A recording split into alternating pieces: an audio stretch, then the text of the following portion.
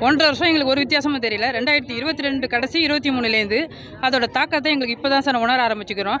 எதுனா ஃபஸ்ட்டோட அறிகுறி என்னென்னா ஸ்கின் அலர்ஜி, அரிப்பு, தொண்டை வலி, கண் எரிச்சல், கண்ணிலேருந்து தண்ணி வர்றது, அதோட பரவாயில்ல தொடர் இருமல், என்ன ட்ரீட்மெண்ட் கொடுத்தாலும் திரும்பி டாக்டர்கிட்ட வராப்புல இருக்குது. திரும்பி டாக்டர்கிட்ட வராப்புல இருக்குன்னா நாங்கள் சம்பாதிக்கிறது வெறும் 200 ரூபா தினக்கூலி தினக்கூலியில் உள்ளவங்க எல்லாருமே அன்னன்னைக்கு வேலைக்கு போகிறோம். நாங்கள் போய் 200 ரூபாயை நாங்கள் எங்கேயாச்சும் ப்ரைவேட் டாக்டர்கிட்ட காமிக்க முடியல. எங்களால் ஜிஹெச்சில் போய் மாத்திரை வாங்கிட்டு சாப்பிட்றது அவ்வளோதான் சார் எங்களால் நிலமை. அதுக்கு மேலே எங்களால் ஏற முடியல.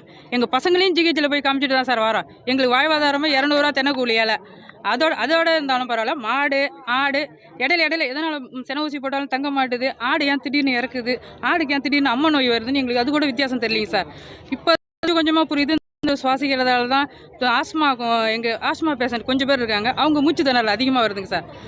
எங்களுக்கு ரொம்ப வாழ்வாதாரத்தை பாதிக்கிற ஒரு இந்த தார் பிளானட்டை எங்களுக்கு அறவே வேணாம்.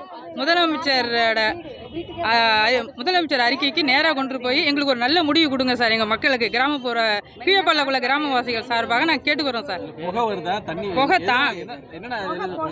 புகை அதிகமாக வருதுங்க சார். போகிற வர ராலியால் அதோட புகையும் சேர்ந்து அதிகமாக வருங்க சார்.